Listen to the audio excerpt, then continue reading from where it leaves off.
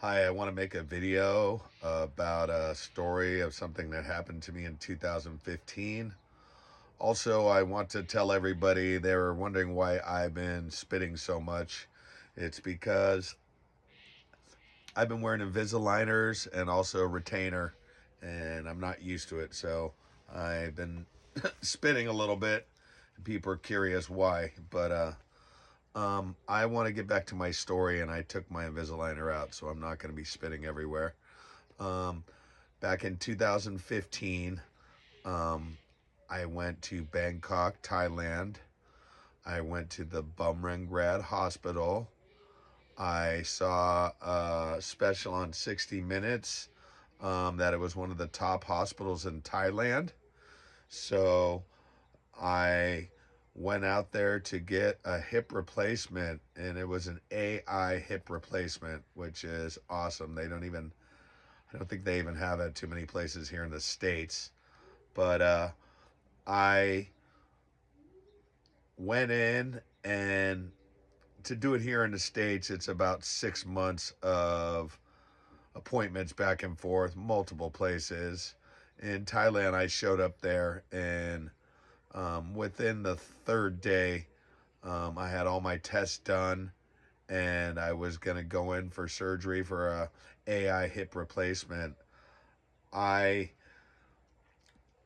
went in, and they gave me antibiotics, and they gave me penicillin before the surgery, which is a normal procedure. And right when they gave me the penicillin, I went into anaphylactic shock.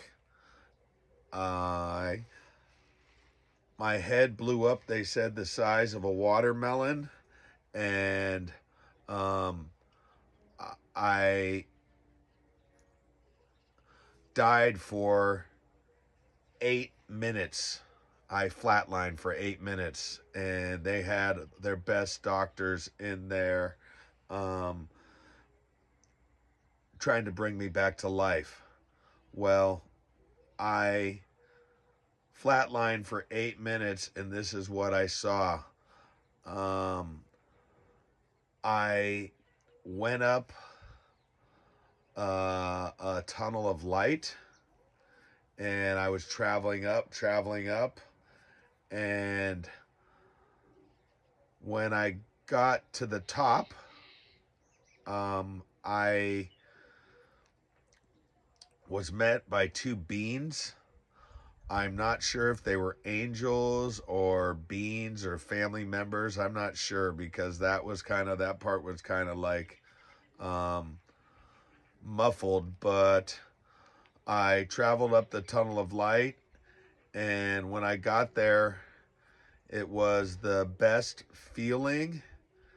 It was the best everything. And I think I would have stayed, but I had two children at the time that I was raising half time. So when I got there, I said, I have to go back. I can't stay. I was insistent. I didn't ask. I was telling them, I have to go back. I have to go back. My boys need me. I'm going to raise them, and they need me. They need a father in their life. Um, if it wasn't for my two boys, I probably would have stayed there. Um, at the time, I went there with my girlfriend, my new girlfriend that I had got together with, Wendy, and who's now my wife. But I they brought me back to life and had me on life support, and I was in a coma for 3 days. Um, I remember being there, and it was the best everything, the best feeling, the best, my senses, all the best. Um, and I remember being happy that I was like, wow, I must have been good because I went up. I was like, thank God I didn't go down. I went up, and I was like, I went to, I guess it's heaven, but um, I would have stayed if it wasn't for my two boys. But 3 days later, I woke up out of a coma, and one of my good friends, a friend that I traveled the Amazon with, he happened to be in Thailand, and he went right over and see me, and he was with my girl, like giving her some moral support, Fred, and I had tubes up my nose, two tubes down my throat, and IVs in both arms, and I couldn't talk because I had all of this stuff in my mouth. Um, so as soon as I woke up, the first thing I signaled to my friend and my girlfriend, I said, I need, I was signaling them that I needed something to write on. And this is coming right out of a 3 day coma. Um, as soon as they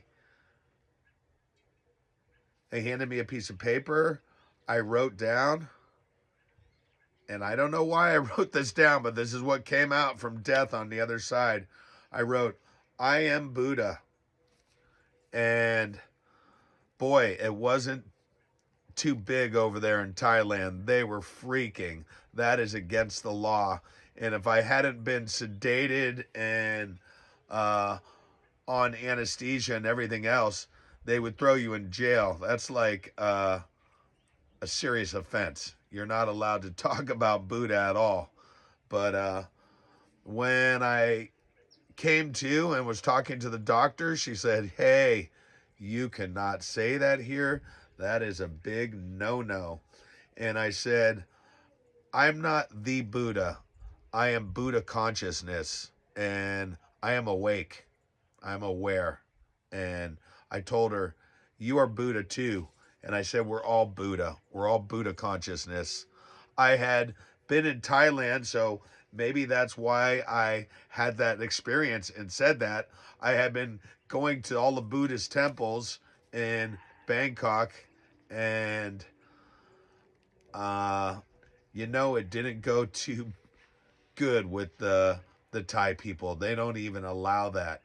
But when I woke up, I told the doctor that we're all Buddha and we're all potential Buddhas. We all have the ability to be awake and aware in Buddha consciousness. And at the time, I'd been studying Buddhism, I've been studying Christianity, I've been studying Hindu, I've been studying all the different religions.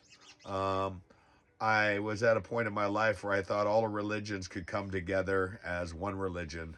And there's one God, and the one God is for everybody. Um, so I recovered, and the doctors told me, "We cannot believe you're not brain damaged, because when someone flatlines that long, usually you get severe brain damage. But I think God has other plans for me, and I lived. But I just wanted to share that experience and let people know that death is not bad. If you're going to heaven, it is actually the best place, the best feeling, the best everything. Um, the people that are suffering are the people that are still here and missing their loved ones. But to go to heaven was an incredible experience. Um, I remember it clearly, being there and going up the tunnel of light. And I only came back for my two sons who were young at the time and they needed me. But I hope you guys liked that story, and I'm going to tell some more stories. Uh, Please give me a like. Please follow. God bless. Thank you.